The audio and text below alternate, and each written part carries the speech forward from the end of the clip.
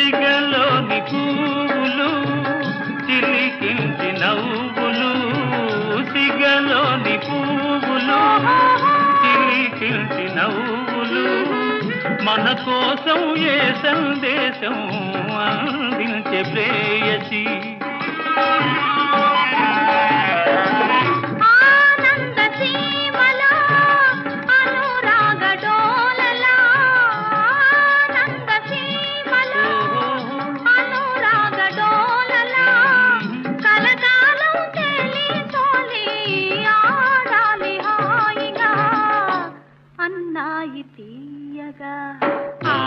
మబ్బు చెరలే తొలగి ఆడింది చందమామ, ప్రేమికుల హృదయం తెలిసి పాడింది చందమామ, పాడింది చందమామ.